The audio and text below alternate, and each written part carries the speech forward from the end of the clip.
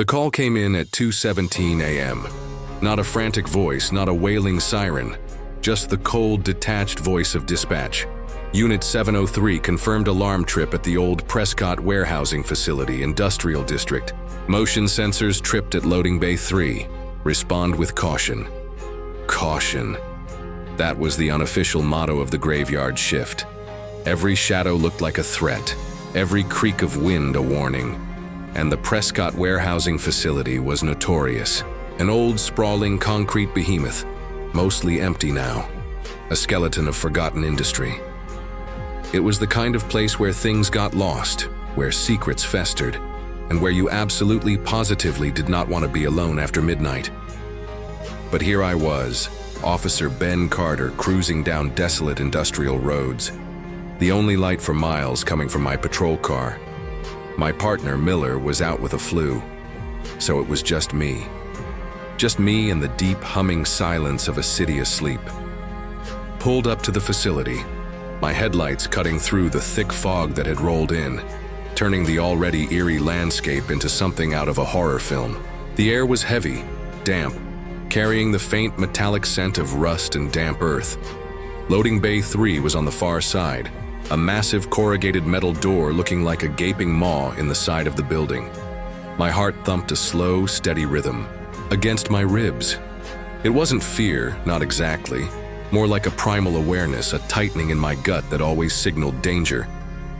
The kind that had kept me alive on these streets for years. I killed the engine, plunging the immediate area into near total darkness. The silence that followed was deafening, broken only by the distant hum of the city and the frantic beat of my own blood in my ears. I grabbed my flashlight, my service weapon, and stepped out into the chill. The fog swallowed the patrol car almost instantly, turning it into a vague outline. My boots crunched softly on the gravel as I approached loading. Bay 3. No obvious signs of forced entry. The lock was still intact, the chain unbroken, but the alarm had tripped. Motion sensors.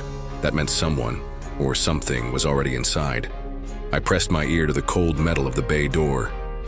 Nothing. Not a sound. Just the echoing silence. I tried the small access door nearby. Locked. And then, I noticed it.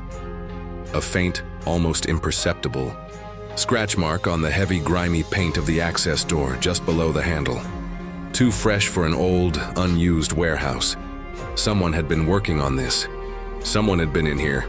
I pulled out my portable radio. 703 to dispatch. I'm on scene at Prescott Warehousing. Negative forced entry visible on Bay 3 door, but I've got fresh marks on the access door. Alarm triggered. I'm going in. Dispatches. Voice crackled, distant and tinny. 703, copy. Use extreme caution. ETA for backup is approximately 15 minutes. 15 minutes. An eternity when you're standing on the edge of the unknown. I found a small, unsecured window near the loading bay. High up, barely visible. It was just wide enough for a person to squeeze through, especially if they were thin. Someone had used it, leaving faint scuff marks on the concrete below. This wasn't a smash and grab. This was precise, calculated. This was someone who knew what they were doing. I considered waiting for backup, the smart play, but something about the silence, the sheer audacity of this phantom burglar gnawed at me, and that feeling in my gut, it screamed now. Every second could mean the difference between catching them and letting them melt back into the night. I hoisted myself up, squeezed through the window, and dropped silently onto the dusty concrete floor inside. The air was colder in here, heavier, laden with the smell of old machinery and damp earth. My flashlight beam cut through the absolute blackness, revealing towering stacks of empty pallets, wrapped up equipment, and the vast cavernous expanse of the warehouse. The motion sensor at loading bay 3 was a small, blinking red light in the distance, and as I took my first careful step, the access door I'd just used, the small one with the fresh scratch marks, creaked shut behind me. Not just closed. It clicked, locked. The sound echoed through the massive space, bouncing off the steel girders and concrete walls, a sharp, final report that slammed into my chest. My blood turned to ice. I whipped around, my flashlight beam dancing wildly, my weapon now firmly gripped in both hands. I tried the handle. It didn't budge. I was trapped. Inside the old Prescott warehousing facility, with a phantom burglar, and no way out until backup arrived or I found another way. The darkness pressed in, deeper now, filled with the terrifying realization that I wasn't the hunter. I was the hunted, and whoever was in here with me, they had just announced the start of their game. The click of that lock echoed in my ears, a chilling, definitive sound. My heart hammered against my ribs, a frantic drum in the cavernous silence of the warehouse. Trapped. That realization hit me with the force of a physical blow. I wasn't just investigating a tripped alarm. I was part of a game I hadn't agreed to play. My hand, still gripping my service weapon, was slick with sweat. Every shadow seemed to stretch, to twist into something menacing. The vastness of the warehouse, which had felt empty moments ago, now felt oppressively full, teeming with unseen presence. I took a deep breath, forcing myself to think. Panic was a luxury I couldn't afford. My training kicked in, a cold, clinical voice in the back of my mind. Assess, observe, survive. I kept my back to the wall, sweeping my flashlight beam across the stacks of pallets and shrouded machinery. The air was thick with dust motes dancing in the light, remnants of decades of forgotten industry. It felt like walking through a sleeping giant. The only sound was the distant hum of the city, a thin thread connecting me to the outside world, and the frantic beat of my own blood in my ears. "Police, show yourself." My voice, usually steady, sounded thin and reedy, swallowed by the vastness. No answer, just the mocking echo. I tried my radio again. 703 to dispatch. My entry point is secured from the outside. I repeat, I am locked inside Prescott warehousing. Requesting status on backup and immediate fire department response for forced entry. The static crackled, then dispatch's voice, a little sharper this time. 703, copy. Backup still 10 mics out. Fire department notified. Stay calm, officer. Calm. Easy for them to say, sitting in a brightly lit office. I moved slowly, deliberately, my senses on high alert. My eyes constantly scanned, my ears strained, for the slightest sound. Was that a creak from the floor above, or just the old building settling? Was that a faint scrape, or merely the wind playing tricks on the corrugated metal roof? The warehouse was a labyrinth of shadows and potential hiding spots, rows upon rows of empty shelves, covered equipment that looked like sleeping beasts, narrow aisles that twisted into impenetrable darkness. This wasn't a random break-in. This was orchestrated. Someone knew this place, knew its secrets, knew how to use its vastness as a weapon. My beam caught a flash of movement at the far end of an aisle. My heart leaped into my throat. I swung the flashlight, weapon raised. Nothing. Just a stack of dusty crates. My breath hitched. Was I seeing things? Was this person playing with me? The thought made my skin crawl. This wasn't just about stealing. This was about power, about control. This was about the thrill of the hunt. I remembered my father, a retired Marine, always used to tell me, "Ben, in a tight spot, the first thing that goes is your perspective. You gotta fight to keep it. The second is your breath. You gotta fight to control it." He'd said it about firefights, about being pinned down, but it applied here too. Every breath was a conscious effort, every step a deliberate act of defiance against the growing dread. I focused on my training, on the grid search, patterns on clearing each section meticulously. As I moved deeper, I started seeing small, subtle signs, not blatant evidence, but subtle disturbances. A faint scuff mark on the concrete floor where there shouldn't be one. A dust disturbance on a crate. A slight shift in a tarp covering some equipment. This wasn't a phantom. This was a physical presence. And they were moving through this dark labyrinth with an unnerving silence like a predator at home in its environment. The air grew colder. The hairs on the back of my neck stood up. I could feel eyes on me. I stopped, freezing in place. listening, and then I heard it. A faint, almost imperceptible thump. From directly above me, my head snapped up. The warehouse had a mezzanine level, a narrow catwalk that ran along the perimeter, mostly used for maintenance. My flashlight beam danced up, catching dusty railings, old ventilation pipes. Nothing, but the sound had been distinct, not settling, not the wind. Thump, like a soft landing. My gaze locked onto a large, shadowy corner of the mezzanine. A dark shape, barely discernible against the deeper darkness, seemed to melt back into the gloom. My blood ran cold. He wasn't just on the ground. He was above me, watching. And now he knew I was here. And I knew he was here. The game had just escalated. The realization that he was above me, observing, sent a fresh jolt of adrenaline through my veins. This wasn't just a burglar. This was someone deliberate, patient, and intimately familiar with this old place. The mezzanine level was a perfect vantage point, offering clear sightlines over the entire warehouse floor.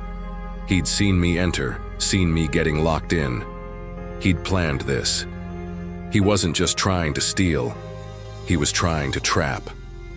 And perhaps, to make a statement. I quickly moved out from under the immediate area of the mezzanine, pressing myself against a tall stack of empty industrial bins, my weapon still raised. My flashlight beam darted to the catwalk, trying to pinpoint where he'd been, where he might be now. The mezzanine, usually accessed by a single creaky steel staircase at the far end of the warehouse, seemed impossibly high and remote. He hadn't used the stairs. He must have scaled something. Or more unsettlingly, he had a hidden access point, a secret way of moving through this industrial skeleton. I tried the radio again. 703 to dispatch, status on backup. I've confirmed a subject inside, possibly on the mezzanine level. Requesting expedited entry, fire department, whatever it takes. The static was heavier this time, the signal weaker, or maybe it was just my frayed nerves. 703, we're having trouble maintaining comms. Backup is a few minutes out. Fire department en route, signal patchy. Say again, subject on mezzanine. The last words were almost lost in static. I cursed under my breath. My lifeline was thinning. He wasn't making any sound. Not a footstep, not a cough, not a dropped tool. It was unnerving, this absolute silence. Most burglars, even skilled ones, made some noise. This guy was a ghost. My father always told me, Ben, silence isn't just the absence of sound. It's a presence in itself. It's the sound of something waiting. And something was definitely waiting in the darkness above me. I began a slow, methodical sweep again, but this time, my focus was split, searching the ground level, but constantly glancing up, checking the catwalk. My eyes strained, trying to pierce the gloom. The warehouse stretched for what felt like miles, each aisle a potential ambush. The air grew heavier, colder, the metallic tang more pronounced. I could feel the tension radiating from the very walls. Then, a flicker, not a sound, but a sight. A momentary shift in the darkness on the mezzanine. A shadow detaching itself from another shadow, then melting back in. Too quick to confirm, too subtle to ignore. He was circling, he was moving, and he was deliberately staying out of my direct beam, using the sheer size and complexity of the warehouse as his shield. He knew its nooks and crannies. He knew its blind spots. This wasn't just about avoiding capture, this was about psychological warfare. He wanted me to know he was there, watching but remain just out of reach. He wanted to break me. I stopped near a large empty shipping crate, using its bulk as temporary cover. I waited, listening, forcing my breathing to remain shallow, silent. He was playing a game of cat and mouse, and I was the mouse. But I wasn't just any mouse. I was a cop, armed, trained, and fueled by a stubborn refusal to be intimidated. I remembered the old saying my grandfather, a veteran detective, used to tell me. The criminal plays by his rules, Ben. The good cop plays by the rules of justice, even when it's dark. But the smart cop learns the criminal's rules, just so he can break them. A faint clink. From the far end of the warehouse, not on the mezzanine this time, but on the ground floor. A diversion? Or had he somehow descended without me hearing? My head snapped in the direction of the sound. It was too soft, too isolated to be anything significant, just enough to draw my attention, to shift my focus. He was pulling me deeper. He was leading me. This wasn't just about hiding. It was about orchestrating my movements, guiding me into his territory. The silence had a playbook, and I was unknowingly following its cues. I tightened my grip on my weapon, my eyes darting between the dark aisles and the shadowy mezzanine. He was out there, and he was setting the stage for something far more dangerous than a simple burglary. The clink was almost certainly a deliberate ploy, a subtle sound just enough to draw my attention, to make me move. He was herding me, slowly, deliberately, deeper into the maze of the warehouse. My senses were screaming now, a cacophony of alert. I could feel his presence, a cold, predatory awareness that seemed to emanate from the very air. He wasn't just avoiding me, he was playing with me, toying with his prey, and the thought ignited a cold fury in my gut, a resolve that cut through the fear. I moved with heightened caution, my flashlight beam sweeping in wide, erratic arcs, trying to catch him off guard. I kept my back to solid objects whenever possible, using the stacks of pallets and abandoned machinery as cover. My radio crackled. 703 status report. We're losing you. Dispatch's voice was barely a whisper now, consumed by static. Dispatch, this is 703. Subject still active. I'm deep inside. No visual contact, but he's here. I'm locked in. Need that fire department now. I pressed the transmit button with renewed urgency, knowing my words were probably barely getting through. The warehouse was vast, stretching out like a series of interconnected caverns. Each section had its own distinct smell. Stale oil in one, damp concrete in another, a faint sweet smell of decay near the old loading docks. I moved from shadow to shadow, my own footsteps muffled by the dust. He knew this place. I was a stranger in his domain. He had the advantage of familiarity, of surprise, of a game he clearly relished. I heard it again. Not a clink this time, but a faint rhythmic tap, tap, tap, from somewhere behind a wall of towering metal shelves. It was too deliberate to be accidental. He was making noise now, daring me, leading me on. I changed my approach. Instead of following the sound, I circled, wide, using the labyrinthine layout to my advantage. If he wanted to play, I could play too. The element of surprise was a powerful tool, and I was going to try to wrestle it back. I moved silently, weaving through the narrow aisles, my flashlight off for long stretches, relying on the faint ambient, light filtering through the high, grimy windows. My eyes slowly adjusted to the gloom, distinguishing outlines, sensing movement. The tapping continued, a steady hypnotic rhythm, pulling me closer, deeper. It was a psychological game, designed to rattle my nerves, to make me reckless. But I wouldn't fall for it.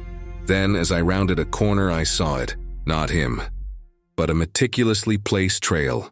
Small metallic objects, screws, washers, tiny nuts, laid out on the dusty floor, almost invisible in the darkness, each one positioned to reflect the faintest flicker of light from my occasional flashlight beam. It was a breadcrumb trail, a taunt. He wanted me to follow him, to walk into his trap. And the tapping, I realized, was probably a recording or some clever device designed to lure me. My blood ran cold. This wasn't just a smart burglar. This was someone deranged, someone who enjoyed the chase, who enjoyed terrorizing. I stepped off the path of metallic breadcrumbs, circling wide around it, my heart pounding. He was playing a very dangerous game, and I wasn't going to be the pawn. I cut through a series of storage rooms, narrow passages that opened onto a wider section of the warehouse, moving counter to his apparent direction. If he expected me to follow the trail, I would do the unexpected. Suddenly, the rhythmic tapping stopped. The silence that followed was even more unnerving, thicker, heavier than before. It meant he knew I hadn't taken the bait. It meant he was changing his tactics. And then a new sound, a low, guttural growl, not human, from directly behind me. I spun around, my weapon up, flashlight blazing, and there it was, not the burglar, but a massive snarling Rottweiler, its teeth bared, eyes glowing in the darkness. It lunged. My blood froze. This wasn't just a man, this was a nightmare. The Rottweiler, a hulking black shadow in the beam of my flashlight, lunged with a terrifying snarl. Its teeth, long and sharp, were aimed directly at my throat. Instinct took over. I twisted, bringing my left arm up, taking the brunt of its attack on my forearm, while simultaneously bringing my weapon up to aim. The dog's weight slammed into me, throwing me back against a stack of rusty oil drums. A searing pain shot through my arm as its teeth clamped down. The smell of its breath, rancid and hot, filled my nostrils. "Get down!" I yelled, my voice strained. But I couldn't risk a shot if it meant injuring the dog unnecessarily, or if the burglar was using it as a distraction. My training flashed through my mind. Disable, not kill if possible. I shoved with all my might, using the momentum of its lunge, throwing it off balance. The dog stumbled, momentarily disoriented, its snarl turning into a confused whine. It bought me precious seconds. From the shadows, a voice. Calm. Eerily calm. "Good boy, Cerberus. Hold him." The voice was cold, flat, utterly devoid of emotion. I finally saw him. A man, tall and slender, emerging from behind a towering stack of machinery. He wasn't dressed like a typical burglar. Dark, fitted clothing, almost tactical. His face was obscured by a dark balaclava, but his eyes, glinting in the dim light, held a chilling intensity. He wasn't armed with a gun, but in his hand he held a sleek, silenced taser, and he was aiming it directly at me. "Officer Carter," he said, his voice flat. "I didn't want to hurt you, but you're in my way." He wasn't speaking like a criminal. He was speaking like a surgeon, detached and precise. My arm throbbed, blood seeping through my uniform. The Rottweiler, now recovered, began to circle, a low growl rumbling in its chest, ready for its next command. I was caught between the man with the taser and the snarling dog. A trap perfectly executed. "Who are you?" I demanded, my breath ragged. "What do you want?" He didn't answer directly. "This place, it's my canvas. You're just a disruption, a necessary inconvenience." He took a step closer, the taser raised. He wasn't here for money. He was here for the game, for the thrill of the hunt, for the challenge of manipulating the system, of outsmarting the very law designed to stop him. He wanted to break me, to prove his superiority. Just as he was about to fire the taser, I saw it. A faint reflection, a glint of light from the high, grimy window above. Backup. They were here. Their flashlights were cutting through the fog outside. Their distant shouts barely audible. It was enough. It was all I needed, my father's voice, calm and steady in my memory. Then, in a tight spot, the first thing that goes is your perspective. The second is your breath. The third sometimes is your last chance. You gotta make it count. I made a split-second decision. Instead of engaging the man, I yelled with every ounce of air in my lungs. "Police! Backup is here! He's got a dog!" The sound echoed, a raw, primal scream of defiance against the silence he had so carefully cultivated.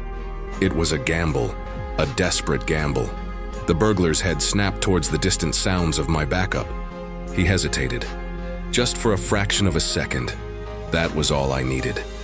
As the Rottweiler lunged again, I didn't try to push it away. Instead, I ducked under its attack, using its momentum to spin myself around, putting the dog between me and the burglar. "Cerberus, attack!"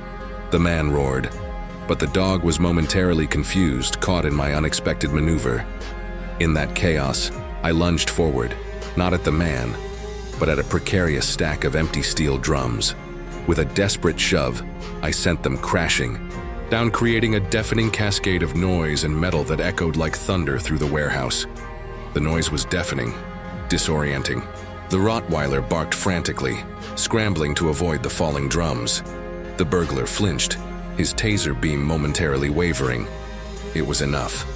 Through the dust and the ringing in my ears, I saw a new, brighter beam of light cut through the main loading bay door. Firefighters had breached the building.